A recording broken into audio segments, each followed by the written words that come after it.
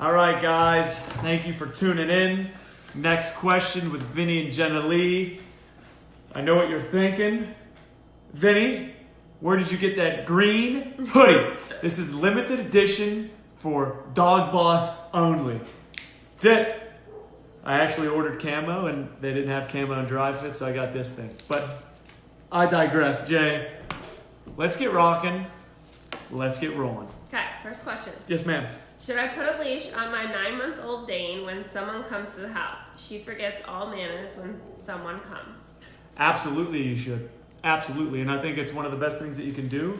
But I would also consider making sure that we take the dog out before, like for a nice little walk and obedience training session before somebody comes over to get a lot of that puppy energy out and make sure they don't do a big fuss about it when they come over. Next question. What can I do to keep my dog from whining and barking in the car? We take my boys to school every morning, and every day it's constant barking up to the school, and then it's pretty quiet on our way home. So here's the thing. You have to practice two things. Number one, if your dog has the ability to pace back and forth in the car, back and forth, you're in trouble, right? So the more they pace, the more anxious they get. The more anxious they get, the more they bark, whine, dig, chew, hump, right? The more they do something wrong. So you limit space by using a crate or using a seatbelt and locking them in place so they don't move. But you also have to practice putting them in the car, not just to go to the school, right? So put them in the car, hang out in the car for 5 minutes, then go back into the house.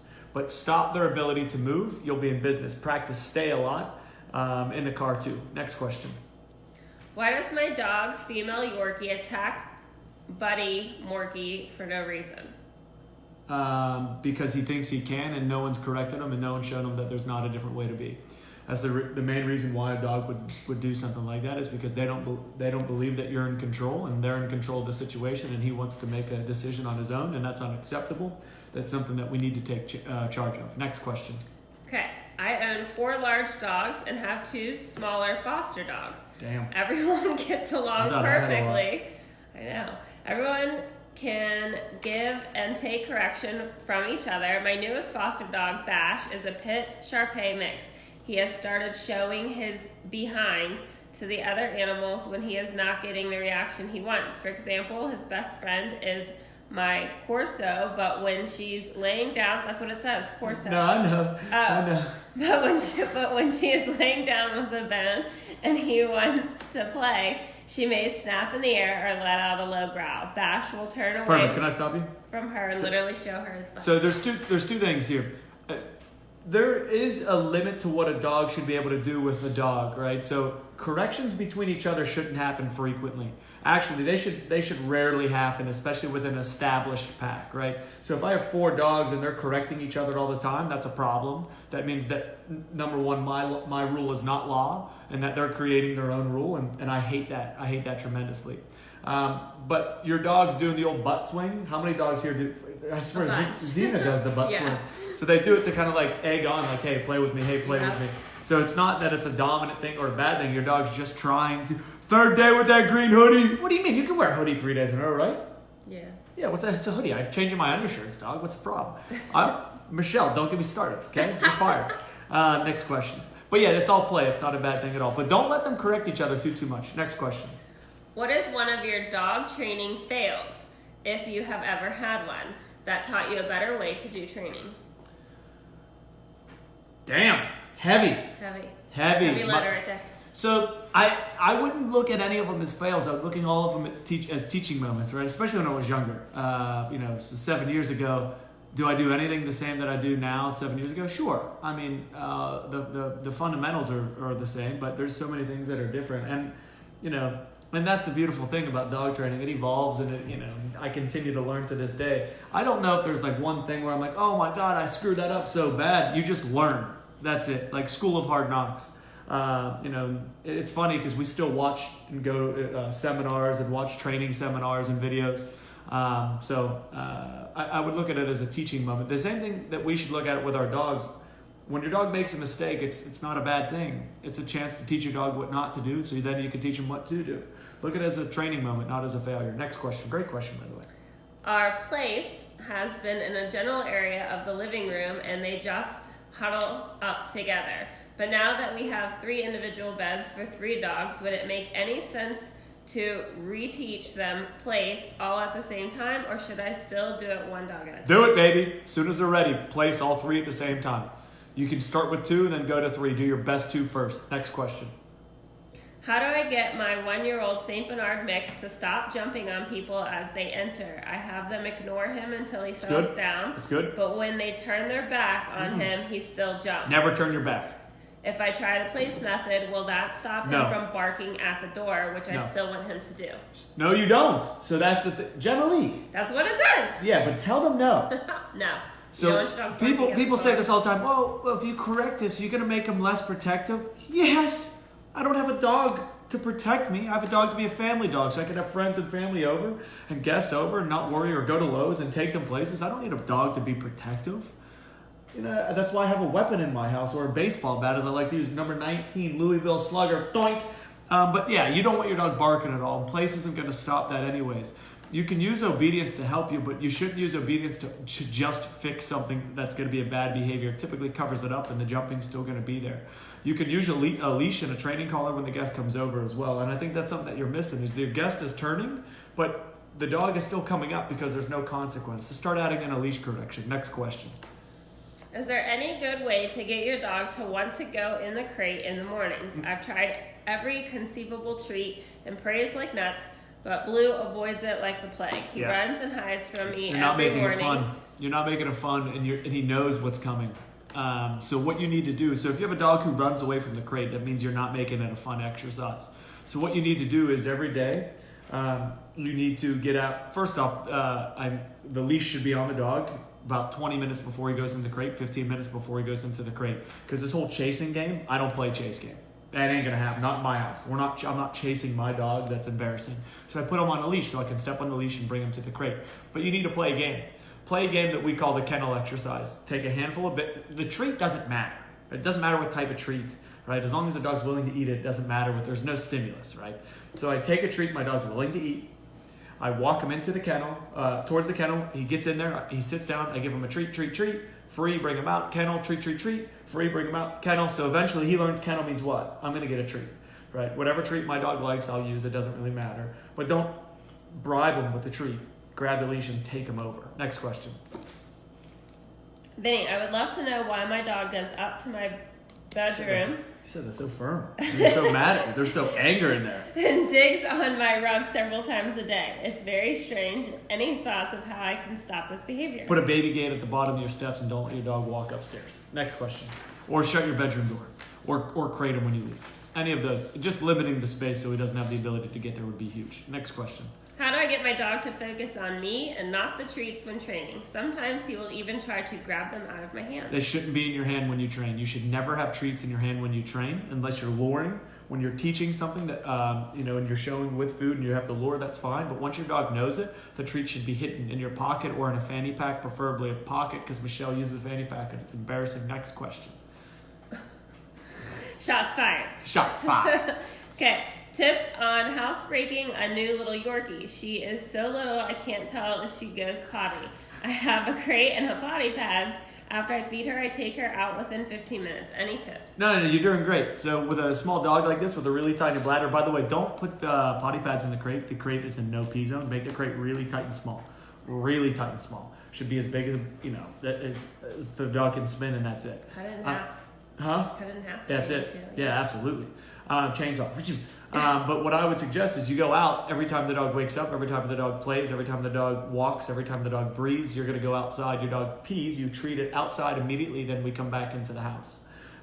You go and limit the space on the inside, but you would do the same thing for any dog. Your dog just probably has to go out more frequently because of the size of the bladder, at the beginning at least. Next question.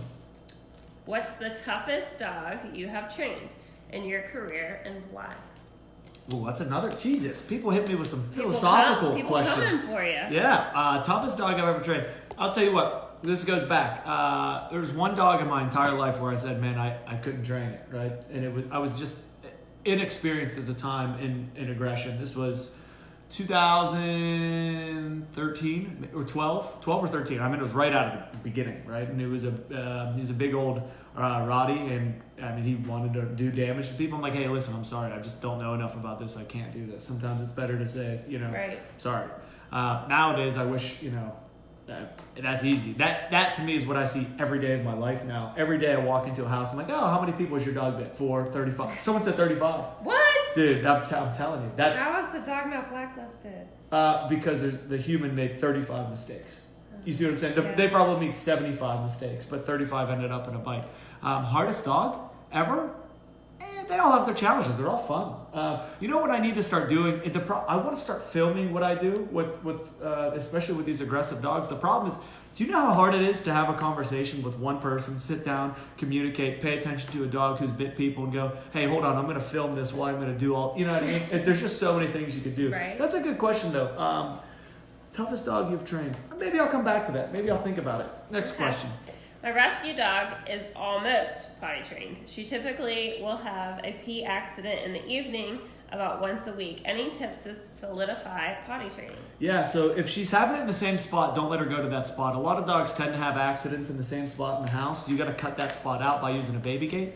And you also want to make sure that you're taking your dog out more frequently in the evening. So why is it happening in the evenings? Our dogs having more association with people or meetings with people because now you're home from work, you're doing more, the dog's more excitable. When they're more excitable, the body works faster and they tend to pee more. So what I would suggest is taking the dog out more and don't let them out of your sight. Why are they out of your sight? You know they're going to pee, so just use a baby gate. Next question. Somebody said body cam. I actually like that idea. Police body cam. Like Yeah, that's not a bad idea. So the problem with a police body cam in dog training, especially for my dog training, is my pecs are too big, and they would swarm over. Anyway. Next question. My nearly 2-year-old Rottweiler marked in the house for the first time this week. He uses the bells perfect when he has to pee. How do I make him stop? So he just did it one time? Yep, marked in the house for the first time this week. Is he neutered? Doesn't say. Well, if he did it once, then you're good. I don't know. How many times is he doing it? I'm going to assume he did it more than once. I would assume too. So here's what I would say. How do I make him stop? Yeah, that's what I'm saying. I'm trying to answer the question, do you mind? Sorry. Answer. Jesus. Did you move? I quit. So, all right, your dog pees in the house. He marks in the house. What do? You either, if he's doing it when you're not home, guess what? He's in a crate. If he's doing it when you're home, it means you're not keeping an eye on him. So the dog should be directly in front of you all the time. Limit his space for a couple weeks and then start to give him more freedom. But if he starts breaking that habit, perfect. You limit the freedom tremendously. Next question. What's up? When I tell Remington to go to the kennel or I'm putting his training collar on, he pees himself. So he will pee wherever he is, like he is scared, or other times he walks in the kennel and lays down. Why? Just protesting? No, that's not protest. That's nervousness. That means that you're freaking out when you put him in, right? So when you put a dog in the kennel or when you put a dog anywhere, you should be in a good state of mind, right? It shouldn't be like, son of a gun, get in the kennel now. Somebody's at the door, right? And that's what happens, especially in this situation. You're getting agitated or anxious or frustrated, and you're yelling at the dog to go in the kennel, and he's like, oh my God. Well, you shouldn't be doing that. Whenever you use a training collar, whenever you put a dog in a kennel or on place, you shouldn't have to yell. You should just do it. That's why the tool is so important, because the tool gives you the ability just to not yell. So make sure you check yourself, because something's going on there and that your dog's picking up on that he doesn't like. Next question. My 5-month-old puppy just started carrying her water dish around. Dude, I just can't wait till there's an Airedale. I hope to go. Stop! My 5-month-old puppy just started carrying her water dish around when it is full and is spilling water everywhere. She just started doing this, and I'm not sure why. I hate to take the water away completely because my little Yorkie is very well behaved and needs to drink. So what you want to do is you want to get a stand. Like we have little stand. Just get a wee little stand that's 2 inches off the ground so that your dog can't pick it up out. Or get a porcelain dish that's heavier. Is that what they're called? Porcelain? Yeah. Ceramic. Yeah, ceramic. Something like that that's heavier. Easy peasy. Next question. So Chad asked, when do we post questions for you? Every Tuesday. We put a thing up in the morning or afternoon on Facebook and on Instagram that you can ask a question on the comments or on Instagram in the story. Next question. What should you do when a leash correction isn't effective during a walk? That's a great question. So, okay, you correct the dog and it's not working. That means you got to change the correction. So that means something's not working and there's a breakdown. Typically this happens when you're using a star mark collar, the black plastic collar, because it's not firm enough for a dog. Excuse me. Wow. Juicy juice gets me every time. It makes my stomach upset, but it tastes so good. So that means you're using a star mark and the correction's probably not working. So we should change the correction because it's ineffective. That's the first thing that I would do. And as soon as you do that, you're gonna be in business. Also, make sure that you're correcting, not nagging. Don't light. It's got to be a little bit firmer. Next question. What's the key to getting your new puppy comfortable in their new cage? So feed them in there. Give them high-value treats, Kongs with peanut butter, bully sticks. Make them take naps in there while you're in there. Make them sleep in there at night. Next question.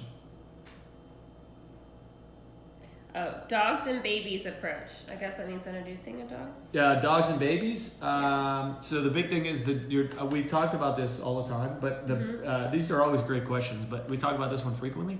Dogs and babies. Make sure that your baby is not your dog's baby, and your dog's not your baby, right? People, he's my baby. Okay, great. Now this is your baby, and that's your dog, and they have to have a relationship where the dog respects the baby. The baby can't get it themselves, so you have to demand it. You demand space for the baby. You tell the dog to back away. You're not allowed in his space. You don't eat his food. You don't take food when he's eating. So the biggest thing is making sure that you put a boatload of structure into their life so they understand what we should be doing at all points in time. So the dog has to know, okay, if the baby's here, I have to be here. Or if the baby's here, I have to be here. And also get your dog used to all the baby noises and things and scents before you bring the baby into the house. Play it on your phone, get the stroller and whatever beforehand. Next question. Picky eater stops eating her kibble after training with treats for a while. Tips? Stop feeding her treats during training and only feed her kibble during training. If she doesn't eat the kibble during training, don't feed her until the next scheduled meal. Start restricting food a little bit and stop giving her as much for the feeding at time, because then what happens is, so say I typically give my dog a cup, cool, I'll train you with a half a cup, because I know by dinner time you're going to be starving Marvin. And if you're not, you're only going to eat a little bit, and then eventually it'll catch up. After 2 days, your dog's going to want to eat as much as they typically do. And you always keep the food amount the same once you get to that point. So don't be like, okay, you only ate a half, you get 2 here. If you always only give 1 cup, then only give 1 cup and no more. Next question. You pretty much answered this, but I'm just going to read it anyway. Yeah. How do you introduce a new baby to your dog? Same thing. You bring the baby home. You offer rules for boundaries, etc. Same exact thing. Next question. How do I get my puppy? Who screens these questions? You do. No. How do I get my puppy to Screens. stop charging at me when we're playing? Stop. Okay, so puppy's charging at you when you're playing. Don't play with it without a toy or something. So a lot of people get down and they wrestle and they hands on the dog, and then the dog comes back and grabs you and comes back and grabs you. But here's the problem. You are the toy.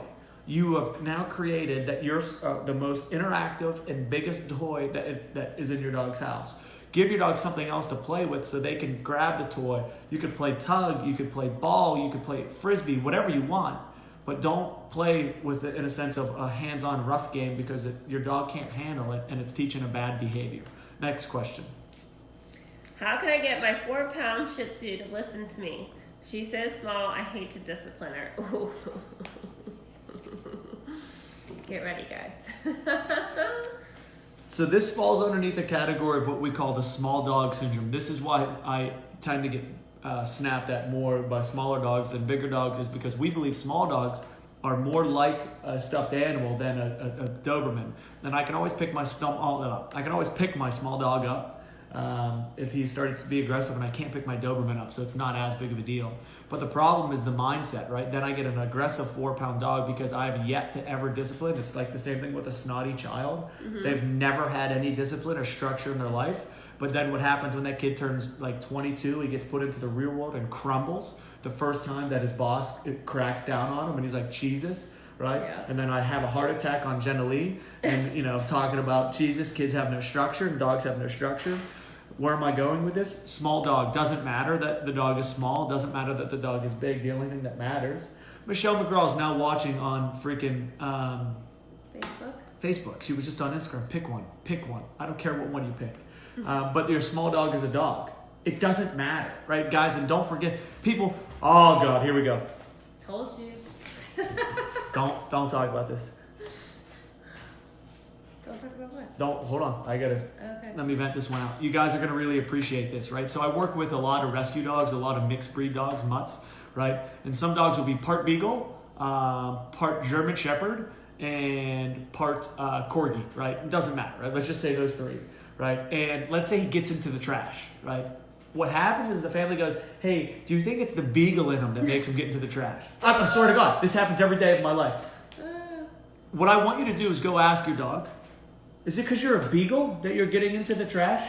It has absolutely nothing to do with the fact that your dog could be part beagle or part corgi or part shepherd. These behaviors are not solely for that specific breed. It's because your dog is doing it, and then we typically think about excuses in our brain and try to rationalize, man, why is it, rather than taking action and fixing it. Does that make sense? Mm-hmm. So stop looking at like, oh, it's because of this thing or making excuses. Now I'm going to go even one step. I don't know why I'm going on a tangent, but I'm going on a tangent. I'm going to go one step further, guys.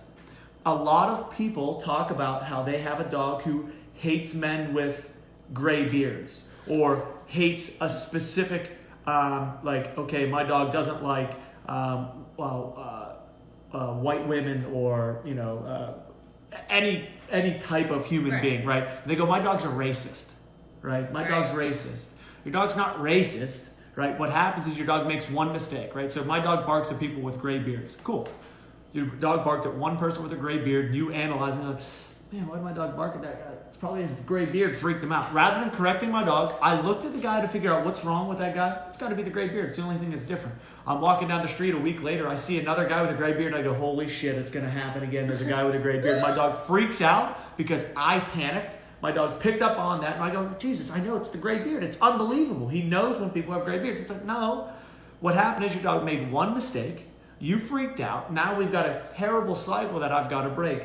Where did this all come from? Start treating your dogs with extreme love and compassion, but that also means treating them like a dog. Don't allow them to get away with anything and get pissed when they make the mistake. Next question. Have you ever considered making Save on Dog Training Ignore My Dog harness? No, they already have it on Amazon for really inexpensive. They're like $19.99. I can't beat that price. You know what I mean? It's just too good. They're I forget the company, but they're on Chewy. They're red, and you could just get Do Not Pet. There's different patches that are Velcro. Like, dude, Thurman's patches. I'm not gonna say them on here, but they're awesome. Like, they're awesome. But there's some, like, dude, there's one that if you get a dog and you want to get one, my mom is crazy. It'd be perfect for you. Hey! Next question. What's up? How you doing? Come on. See what I have to put up with? How to handle new separation anxiety. Crying and scratching hasn't been a problem before. How do we handle it? The same way that you would handle the same way that you would handle old separation anxiety is how are you going to do it? Well, I would teach my dog that the crate is a beautiful thing. I would teach my dog that after training sessions, you go into your crate and you get a little bit of time to hey, you down too. Come here, down. Xena is exhausted from daycare with Jenilee today. And she's covered with mud. Thank you very much. Welcome. Stay. So he's absolutely got to get back to that alone time is beautiful and alone time is important, right? But what we do with dogs is we hang out with them all day long, but I have to teach them, like after a training session when my dog's tired, cool, go in your crate and hang out. Yeah. Not just when I leave. If I only keep my dog separate from me when I leave, he's always going to have separation anxiety. But if I teach him that doing nothing is doing something, to be calm away from me, and the way you do this is through kennel training, then you're in business. But just don't put him in there only when you leave the house. Next question. Will you open your training classes to the public? No, never. I will never open my training classes to people that have not gone through Say It Once dog training. Now, the question begs, why? Is it because you want to make more money? No, that makes no sense. I would make more money if I opened to the public. The reason why I don't want random people coming to my training classes is because the 16 or 17 or 18 dogs that come to our training classes have all been trained on a similar mindset, people who understand how to use tools, and people who just want to enhance the training that we already have. It's not a ground zero training, it's the next step. So our training classes are for our training clients who need to enhance their next step. Next question. Okay, we already answered that. Yep. How do I get my dog to stop humping me? Stop being so attractive. It's a problem. You're too good looking. Is it a man or a woman? It's a woman. That's better, yeah. But now, how do you get a dog to stop humping you? Correct it, right? So if he jumps on you, use a correction. It's not acceptable. And don't back away, don't push him. But what happens a lot is when dogs hump humans laugh, which invites more of it. It's like, ha ha, get off me, ha ha, get off me. It's like, no, that ain't cool. You get up on me again, I'll give you the pet corrector. I'll give you the leash correction. Don't ever do that again. And I'm serious. Like, don't ever hump me again. That's a problem. But that means that you got to take a little bit more action on that. Next question. How do you know when it's time to get a second dog? When you're ready, not when your dog's ready. When you believe you have more time. People think that, like, hey, I own one dog. How much harder could it be to own two? Right. Significantly harder. There's a lot more work. There's a lot more energy involved. There's a lot more food and shit to pick up. That's my first swear word of the day. It's not even a swear word. It's a pronoun. Dog poop.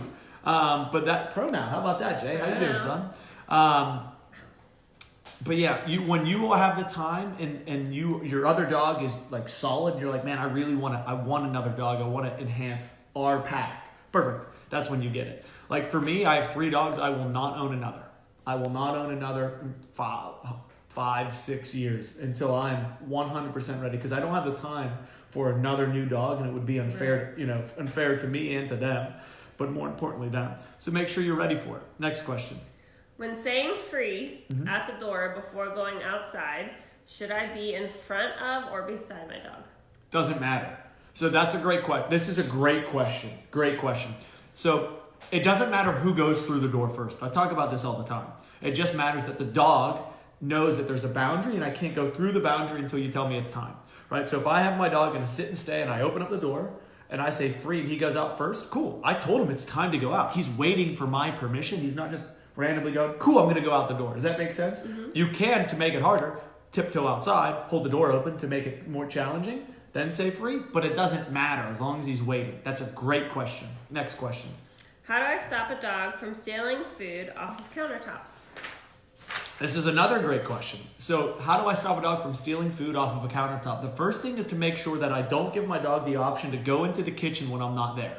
If the dog is stealing off the countertop when I don't know about it, that's a problem. Does that make sense? The next thing that you're going to do is you're going to make sure you're practicing leave it, right? So you're going to practice leave it. You're going to perfect the leave it. Now, this does not mean anything to do with a countertop, but I at least need my dog to understand the concept of something is not yours. Now, once my dog understands leave it, what I'm going to do is I'm going to take a piece of chicken. I'm going to put it up onto the counter. You ready for this? I've never actually explained this. It's unbelievable. You ready? Yeah. You focused? I'm focused. Cool. So, you focused? Yeah. All right. So, off the countertop. Yeah. So, how do you stop a dog from taking food off the countertop? Well, what you're going to do is you're going to get your iPhone and an iPad or your, bless my heart, or webcam, and you're going to watch it on your phone. You're going to take a piece of chicken, and you're going to throw the chicken onto the counter, and I'm going to walk into the bathroom right next to it, or walk right down the hallway and hide. Right? My dog's going to look around. Oh, there's no one here. What I need to do is create a superstitious behavior. I need my dog to understand if I jump on the countertop, something bad happens. So my dog goes, man, never go into the countertop again. Right? How do you do that? Well, you could take a pop can full of like 30, 40 coins, hide behind the counter, the dog comes up, come around, shake it real loud, shout no, and the dog goes, oh my God, what happened? But you have to wait until their paws touch. As soon as they get up there, shake it, and they go, Jesus. But if you watch them on camera, you can catch them in the act of doing this. This is called a superstitious behavior, and you could use this to your advantage for things like jumping on the counter. It's actually one of the best times to use a superstitious behavior. Next question. I'm out of water, dude. I've just gone. Here's my question. How do people, like, who go on, like, TV, how do they not, like, when I talk, I'm like, man, I'm so thirsty.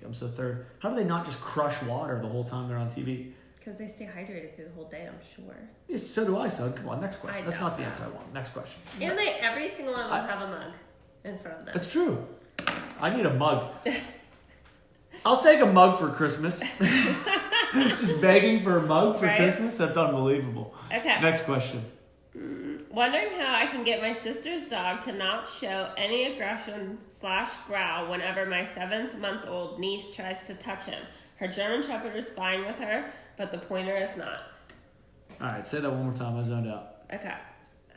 Wondering how I can get my sister's dog to not show any aggression/growl whenever my 7-month-old niece tries to touch him. Oh, dude, this is bad. So this is a big time. You need to call a professional dog trainer because this is bad. Number one, the dog needs to be on leash in a muzzle or in a crate. It should not be around when the 7-month-old niece is around, and you should never let the 7-month-old niece meet or pet the dog, ever. Because something is seriously wrong, and this is how mistakes are made. So they need to call a professional dog trainer tomorrow. Damn, that's big letters for you, Jay. Look at this. This is how she's gonna. Dude, this is unbelievable. This is unbelievable. Next question. How do you get your 4-month-old puppy to stop digging outside with his nose? So, with his nose. Oh, it doesn't matter if it's with his nose or with his paws. How do you get a 4-month-old puppy to stop digging? Go out with him. Stop giving puppies freedom because they're going to make a mistake. It's going to happen. So stop doing it. You just go outside with him. As soon as he does, give him a little leash tug and say, no, let's go this way. We'll go somewhere else. Next question. It's a long one. Check your email mug. Someone sent me. Did you send me a mug through the email? You're the greatest. Next question. This is a long one. Yes, ma'am. Okay. I walk both dogs at the same time every day. Have been doing it for months. Both on prong collars on each side of me. Mm-hmm. Both dogs are given the same amount of distance. They're allowed to walk in front of me, and it's never been a problem until the last 2 weeks. Mm-hmm. The one dog keeps walking very close to me to the point he's tripping me up, and he's constantly getting directly in front of me. We stop, we get back in formation, and he's good for like 15 minutes and starts doing it again. Yep. There's nothing happening that could be from a distraction. He's not walking Nope. or acting in any way like he's hurt on or off the leash. He just keeps getting very close and cutting in front of me. So this is a great point. When you have 2 dogs and you go for a walk, here's how you walk with 2 dogs. You start, you walk halfway, and you come right back. There's no obedience because I got to focus on each dog. Does that make sense? Mm-hmm. So what you're going to do is split your walk up, right? So say you typically go for an hour. Cool. Now they only get a half an hour walk. That's fine. That's not a problem. But what you're going to do is in your half an hour walk with the dog who's starting to cut in front, do more obedience on my walk. Do more turns, heel, sit. And you see my videos, I do this in like Stanford Lumber and Lowe's and Home Depot, and we do these little obedience sessions. Your dog, it needs to be more defined, but you can't define it with 2 dogs because you're not challenging your dog enough. You're just going in a straight line and coming back. Start doing more with your dog, getting them more engaged. Remember, guys, it's not about the miles that you put in. It's about the minutes that your dog is actively engaged with you on the walk. Next question. What's your opinion on milkbones? I hate them. I used to give them to my dogs all the time. The trainer I had last February through July told me there was arsenic in them, so I... Dude, it's a big word for you, I Jay. got it, so I threw them away. My dogs love bully slices too. I'm looking for recommendations On a good treat? for other treats, especially for training. I like to have a pocket I have full a of blog on our website with a boatload of treats. There's links to treats. So here's what I use. If I'm teaching my dog anything that if I'm training my dog on something they already know, and I want to do a training session, I'll use kibble, right? I'll use their food because it's high enough value for them. They already know it. But if I'm going to teach them something new, I'm going to use something higher value. I like chicken liver, and I like turkey heart. I like anything that's raw. Like Thurman's favorite thing is turkey heart, or he likes that chicken liver, the Stewart's that we use downstairs. That a lot. Those would be the things that I would recommend. Remember, the treat don't focus on just the treat. Focus on my dog's reaction to the treat. Is it too much? Sometimes you use a treat and there's too much excitement. The dog actually can't even focus because he's like losing his damn mind. That's when you know you need to tune it down. I want to thank you guys for watching. You guys are the absolute greatest. I want you to have a great week. But here's what I would really like, Jay. You know what I would really like? What? I would like more positivity out there. I'm gonna end on a story. Okay. I just told my parents this story. I went to Panera like 3 weeks ago. Okay. Did I tell you this yet? No. I went to Panera like 3-4 weeks ago, and I'm at Panera, and the lady in front of me, God, just a nasty lady, nasty. On the phone, comes up to order Panera. Now the man. I hate that. Get off your phone if you're gonna order or check out at the grocery store. So the man at Panera was, he was what's the word? He was just he was accommodating. No, Trying to accommodate. no, he was just handicapped, right? Oh. So he was just slightly, right? And he's working, you know, in a good mood, working. I'm loving it. I'm watching this in line, and the lady comes up and she's talking on the phone and she orders, and he's flustered because he doesn't know what she said, and I'm like on DEFCON 5. Like for me, this is an egregious mistake. You don't go on your phone when you're ordering something. I'm ready to put a prong collar on this lady and tell her, don't ever do that again. It's unacceptable. And then she didn't hear, so now she's getting nasty. Right. Now I'm like, oh my God, I'm fuming. There's kids behind me, so I'm like, Vinnie, don't say anything. You got your logo on your chest. Don't snap, don't snap, don't snap. Right? So now, ladies now in like a yelling match with this guy while on the phone, puts her phone down, talks to the guy. He's flustered, gives her the thing, and she leaves. Now she turns to leave, and I see her, and I'm like, now this is decision time, right? Same thing with our dogs. Eye contact is a problem, right? And this is why I get into the story. And I'm like ready. I'm like, oh my God, I could just like. You should see me at this point. I'm visibly shaking. I'm like, oh, I could just yell at her so much and it would be amazing. And I turn to the guy and I'm like, man, how you doing today? You're doing great today. I'm talking to him. Right? So I'm talking to him. He's like, yeah, oh, thanks, man. What's going on? And I said, can I get the, oh my God, chocolate pastry, right? Baby's down. Break your hand off. It's late. Now I'm all agitated from this lady. So chocolate pastry, right? And he goes get the chocolate pastry. And I'm like, hey, my man, what's your favorite? Because, you know, maybe I'm a little hungry today. What's your favorite? He goes, oh, the almond pastry. I'm like, all right, well, you throw one of those in a separate bag, right? So he pays for he comes up. I pay for it. He's like, you want these to go? I'm like, yeah, to go. Keep them separate.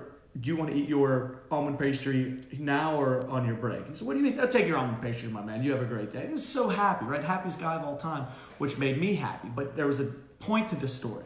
The point to the story is I could have easily snapped on the lady and felt tremendous on snapping on this lady, or we could push for more positivity in the world. Stop being negative. I hate negativity. You know, there's got to be more positivity. Dude, there's so many people out there who I just want to just stab with a pen, but that's not going to help me. So we'll just be more positive. Right. Does that make sense? It does. Thank you guys so much for listening to my rant. And I don't know why I went on, but I needed to explain that. People need it this time of year. Well, yeah, and I was just at that Panera. There was the one in Fox Chapel, Waterworks. Oh, yeah. I was just at that, so it just came up again. But I want to thank you guys for listening to my rant. I want you guys to have a tremendous week. Shoot me a video update, please, over the next week with you and your dog. Have a great rest of your day, and properly trained humans can be a dog's best friend. Bye, guys.